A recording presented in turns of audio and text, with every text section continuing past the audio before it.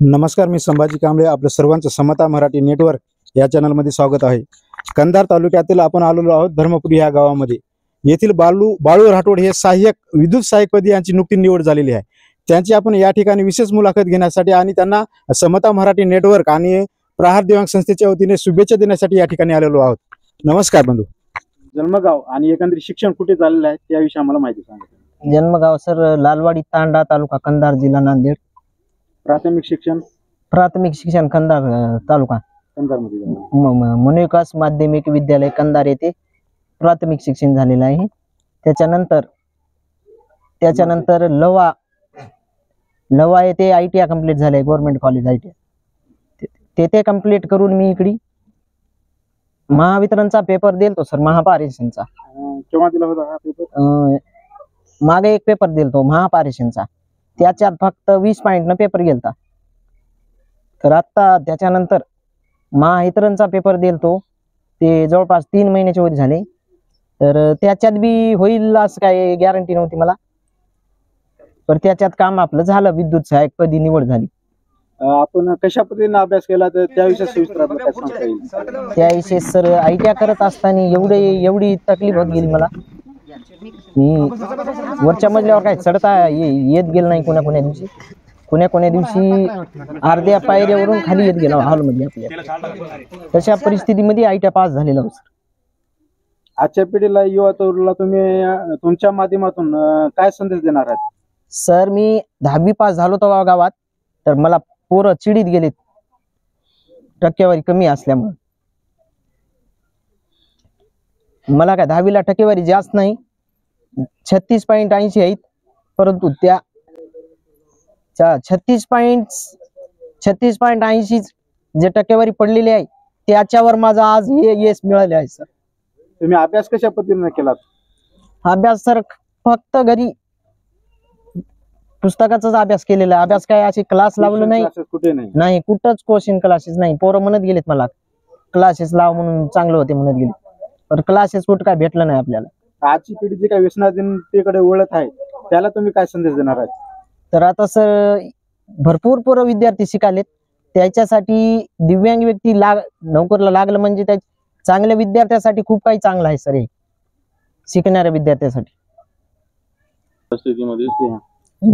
आपली परिस्थिती अशी होती सर की कधी पुस्तकाला पैसे राहत गेले नाही, कधी वयासाठी पैसे राहत गेले नाही, आणि कधी फीस सुद्धा शिक्षकांनाच भरले. ह्या शाळेमध्ये, जिल्हा परिषद शाळेमध्ये धर्मापुरी तांड्याला सप्टेंबर महिन्यामध्ये गेल्या वर्षी जॉईन झाले. त्या दिवसापासून मी त्या माणसाकडे बघते. त्यांनी काय करतात, घरातून निघतात आणि त्या झाडाखाली, एका बाबळीच्या झाडाखाली थांबतात. सकाळी 10ला जर निघाले तर 4 पर्यंत त्यांना वाहनात कुणाच बसता येत नाही. त्यांची इतकी कंडिशन बेकार की मी एकदा विचार करायची की हे माणूस 4ला कंधारला जाऊन काय करत असेल. पण त्यांनी कंधारला न जाता घरी राहिलेच नाही. त्या मुलाकडे बघून जर नवीन पिढीने घेतला, आता ह्या नवीन पिढीनं आज 36.80% मार्क असणारा माणूस जर आज त्याची निवड होते, तर मग आपल्याला ते सगळे अवयव देवानं चांगले दिलेले आहेत. मग फक्त तुम्ही व्यसनापासून दूर राहून, व्यसनाच्या आहारी न जाता आपण काय करायला पाहिजे, अभ्यासाकडे लक्ष दिलं पाहिजे. आज त्यांच्याकडून खूप काही घेण्यासारखं कार्ड मिळते. आता आपण चक्रान मग शाळा शिकायचं, वरणाने ते मोठं किदीचो आणि बाळार जो शिक्षण करायचो, नांदडेन बोलीचो. रडू नका, सरळ स्पॉट बोला. काय रांगोळी, पाणी, वर व्यवस्था किदीचो, नानक्या ते मोठं किदीचो, आणि इथे मार बाळा शिक्षण शिकायचो, ITI करायचो. लोहान दाढी मिळती ती बाळानं. आ बाळार जो शिक्षण पुरी हेगीच, आ बाळा जो वर शिक्षकदार हेगोच, ड्युटी लागोच. बाळा अब मारो मारकंती रेन नाने ते मोठं करण, शिक्षण शिका, नोकरी लगा दिनीचो. कष्टाला यशस्वी मिळाली आणि तो आजो आणि आजोबा आणि आजी इथंच राहत होता. तर आमच्या इकडे रस्ता नव्हता त्याला येण्या जाण्यासाठी. इथं रोडवर तांडा असल्यामुळे इथंच त्याने रहवास इथंच केला. त्याला देखरेख त्याची आजी आणि आजोबा हेच केले. आणि या कामाला आणि या आपल्या 2 रुपये पैशाला यशस्वी आली, म्हणून त्याला एक छोटं मोठं का होईना पण पद मिळाला. याच्यामध्ये आम्ही त्यांचे आजी आजोबा आणि आम्ही त्याचे आई वडील आनंद आहोत. आपण नमस्कार सर. आणि आपलेच बांधव आणि सदस्य दिव्यांग संघटनेचे हे नुकतेच सहाय्यक विद्युत सहाय्यकपदी निवड झालेली आहे, त्याविषयी आपलं मत काय आहे? बाळू शामराव राठोड हा माझा खरं तर जवळचा मित्र आहे. यांनी आमच्या प्रत्येक आंदोलनामध्ये आणि उपोषणामध्ये आपली उपस्थिती नोंद दिलेली. दिल्लीला सुद्धा हा मुलगा माझ्यासोबत आला होता. ह्याच्यासोबतचा एक प्रसंग आहे. दिल्लीमध्ये टीटीने याला धरून असं बाहेर फेकून दिलं होतं. मात्र आज त्या विषयामध्ये भारतरत्न डॉक्टर बाबासाहेब आंबेडकर म्हणाले होते, शिक्षण हे वाघिणीचे दूध आहे.